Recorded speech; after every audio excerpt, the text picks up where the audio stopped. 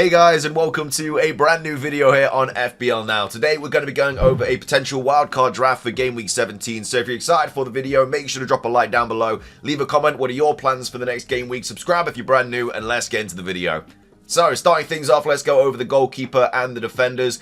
In goal, we do have Raya and Fabianski. I feel like these are the two goalkeepers that I just play every single week. Fabianski owners were really unlucky last night, by the way. They were very close to like an 11, 12-point haul. He put in an absolute shift. He made like 8, 9 saves, but they did concede that wonder free kick. And if they were going to concede last night, it was going to be to something out of this world like that. So very unfortunate if you are a Fabianski owner, but I still think Raya is arguably the best goalkeeper to own in the game right now. He is a little bit more expensive, but with the fixtures that they've got coming up, the defensive record that they have, they seem to have hit that sweet spot again that they kind of had last season where, well, I mean, they're not scoring that many goals, obviously, but they are not conceding any either. And obviously, that's perfect for a defensive player. So I've gone Raya in goal. Again, he's a tiny bit more expensive, but I think he will get you those returns. I think they've got like 3 clean sheets in the last 3 games, something like that. It's been very, very good. Actually, no, because he conceded against Fulham, but he's got two clean sheets in the last 3 games. There we go, got there in the end, which is not too bad. And also, there's not really any other goalkeeper that I'd really go for. Like Alisson, I think I'd probably rather have 3 outfield Liverpool players than having Alisson in goal. And you also have to remember as well, like with the manager chip, you have to always have a free spot for one of those as well. City, obviously, you don't go anywhere near those kind of goalkeepers because, I mean, you don't even know if Edison's going to get rotated again. There's obviously cheaper defenders as well. Like Palace have got some really nice fixtures coming up, I think from like Game Week 19 onwards. Fulham have some really nice fixtures coming up as well, but again, I prefer Robinson to the Fulham goalkeeper. So yeah, I mean, Sanchez is also there, but again, 3 outfield Chelsea players is probably better. I just like Raya. I think he's solid. He's just going to be a set and forget goalkeeper for the remainder of the season, and you're just going to just have him there. And then Fabianski's just there just in case you need to play in 1 week in case, you know, Raya is out or whatever. But either way, those are the goalkeepers. At the back, we've got Gabriel, Virgil van Dijk, Colwill, Robinson, and also, I don't know how to say his name, it's like Hoyson or something like that. He's the 4.3 million Bournemouth defender who's basically just going to play now until the other injured centre-back is back. But yeah, he's only 4.3 mil, and they've got some nice fixtures coming up as well. Rotates really well with Robinson. Like if you did want to play him in game week 18, you could when he's got Palace at home, because obviously Robinson has Chelsea away in that week. But yeah, Robinson, again, I think he's arguably one of the better defenders to own as of right now. The fixtures coming up are ridiculous. Obviously, they've got Southampton at home this week coming up. So just all in all, really, really good pick to have. He is 4.8 now, so you may not be able to make this squad because I've only got 0.1 mil in the bank, and I think I've got an all right team value. So if you can't make this team, you'll obviously have to make a sacrifice somewhere. But Robinson, I think, has to be in that team. His numbers are really, really good. The fixtures are really good coming up.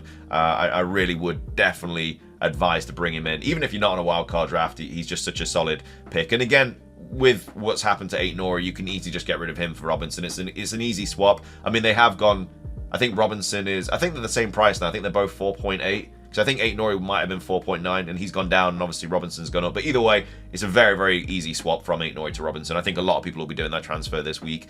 Also gone Colwill as well, again, just for that Chelsea defence. Really, really unfortunate they haven't really kept a clean sheet lately. They've conceded goals in the 90th minute a couple of times this season, and it is a bit unfortunate. But again, the fixtures are just still so good for Chelsea. I think you'd be silly not to have a Chelsea asset, whether that is the goalkeeper or a defender or something like that. You could go 3 up front players as well, though. Like you could bring in Enzo, Palmer, and Jackson. I think Jackson could potentially be a little bit of a rotation risk over the Christmas period, though. Same with Enzo and Colwill as well, to be fair, because obviously Colwill did get benched when Jackson did, but I think Colwill's less likely to get benched, especially with the injuries that they do kind of have at the back. I think Colwill's just kind of a set and forget, really. Also gone Van Dijk. The only reason I've gone Van Dijk over Trent is because I just do not have the funds in this team. If you wanted to bring Trent in, you'd have to get rid of somebody else elsewhere, which I don't really like the idea of. With Virgil van Dijk, you know he's going to play 90 minutes every week. Apparently, Trent is... apparently, Liverpool players aren't as happy with Trent or something. I don't know why. He's still one of the best defenders, probably the best defender to own this season. With obviously Bradley back as well, though there might be a little bit of rotation around that right back spot. But yeah, Van Dijk's just there. He's still got that attack on corners and stuff. and it is like a 0.5 difference, I understand that, but I still don't mind Van Dijk at all. I think he's still a really good option. He's obviously pretty expensive, 6.5 mil, probably I think he might be the second most expensive defender in the game, but with how good Liverpool are at the back, I think with the fixtures coming up, I think you just kind of need either Trent or Van Dijk, really. Van Dijk's minutes are better, but obviously Trent's got that higher ceiling.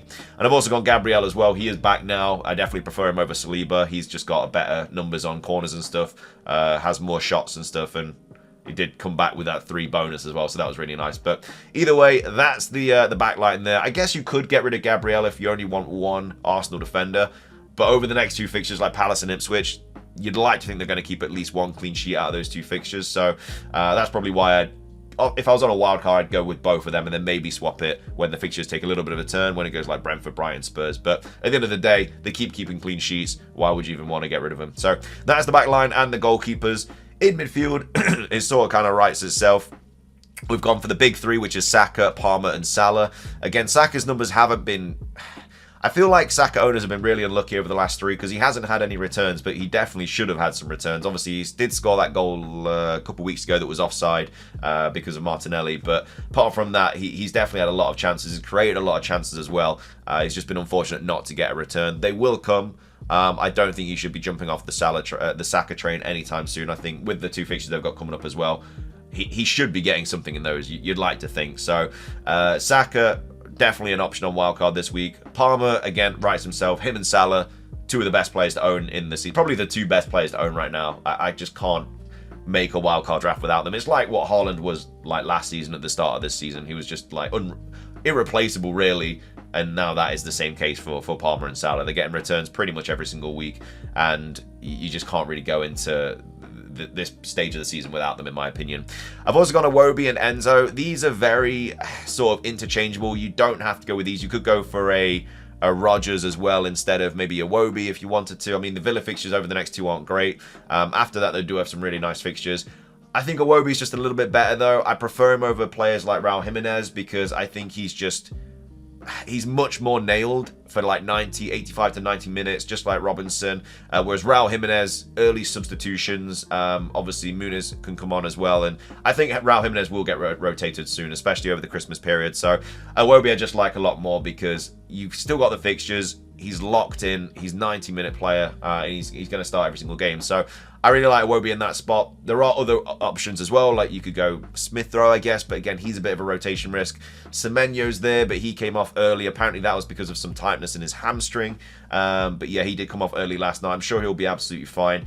And then, yeah, I mean, there's a few options around that price point nowadays, but I just like Iwobi just because of the fixtures, really. They're so good.